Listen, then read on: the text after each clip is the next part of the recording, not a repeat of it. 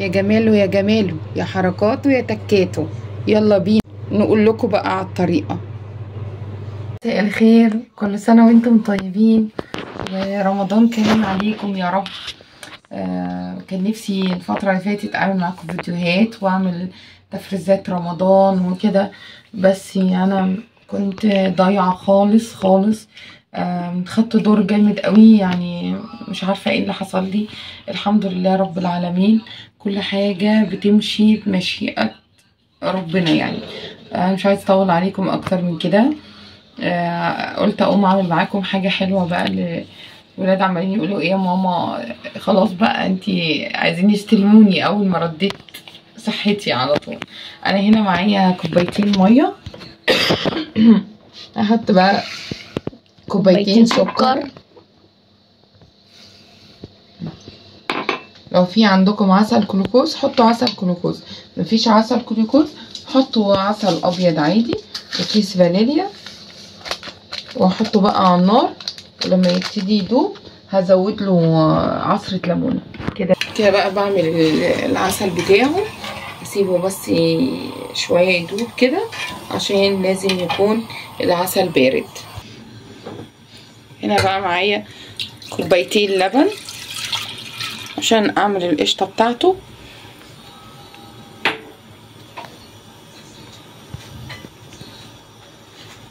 3 معالق نشا،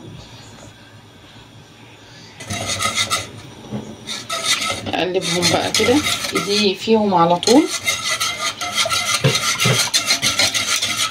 ممكن تحطوا معلقتين سكر للي عايز وبيحب ان حاجه تكون مسكره قوي ممكن يحط، بس انا يعني ايه بكتفي ممكن احط له بس معلقه كده سكر.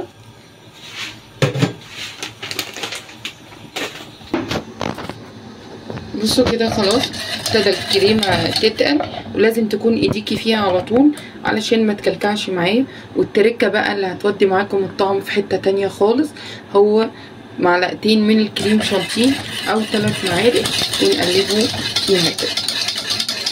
وكده بقت الكريمه جاهزه.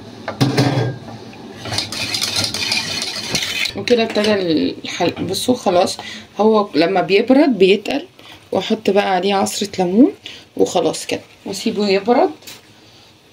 الصلاة والسلام على رسول الله. ربنا يصلح ما بين ايدينا يا رب. مش مشكلة، عايزة اظبط الورق بس على بعضه الاول. بسم الله.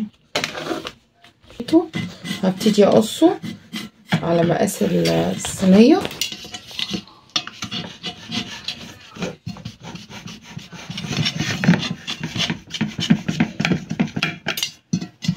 كل ده بقى ممكن ايه نحمصه، مش هيحصل له حاجة، ونحطه بقى في ام علي يعني. بسم الله. طبعا لو عندكم صينية تكون اوطى، بس انا مش عندي فاستخدمت. هبتدي بقى ادهن الصينية بتاعتي.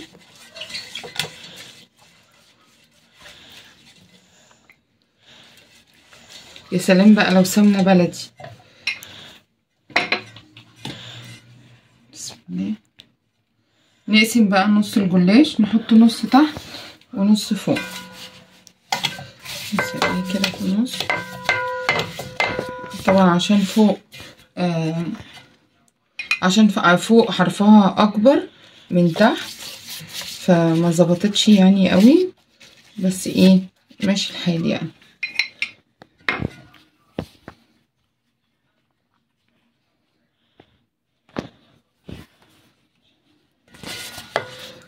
نبتدي بقى نعملها كلها كده في النص، ونيجي للي هنحط عليها القشطة مش هندهنها سمنة، هنسيبها كده. بقى هحط القشطة. قلت لكم اللي هي هنزل عليها بالقشطة دي انا ما دهنتهاش.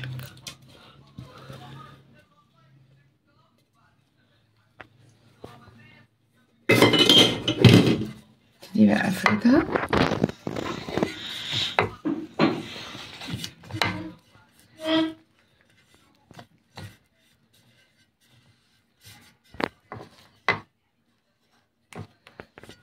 جربوها يا جماعة، خطيرة جميلة جدا يعني، هتعجبكم قوي.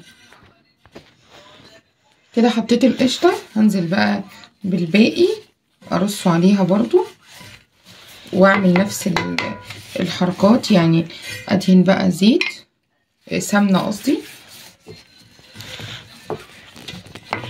هكمل بقى بقية الجلاش وارجع لكم. هنا بقى انا دهنت الوش خلاص، هبتدي بقى اقطعها معاكم. قطعوها بقى زي ما انتوا عايزين، بسم الله. وبعدين بقى هدخلها الفرن على درجة حرارة 180 ل 200 حسب درجة الفرن، يعني حرارة الفرن عندكم. طبعا لو الصينية اوطى كنت يعني عرفت اظبطها في التقطيع اكتر.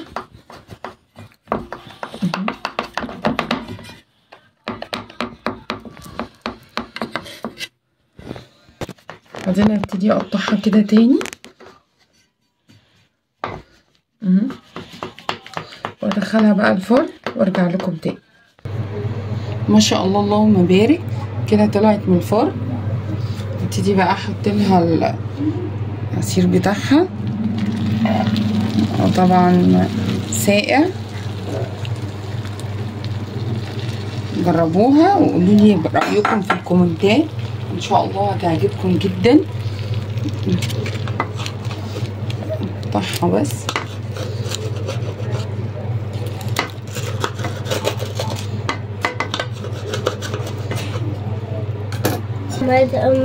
بصوا بقى ما شاء الله اللهم بارك. اي بقى شويه مكسرات عندكم بقى شكل كده خطيره، ما شاء الله اللهم بارك. وقدموها وبألف هنا وشفا على قلوبكم. ولو وصلتم لحد هنا ما تنسوش تحطوا له لايك، ما تستخسروش فيا اللايك. سلام.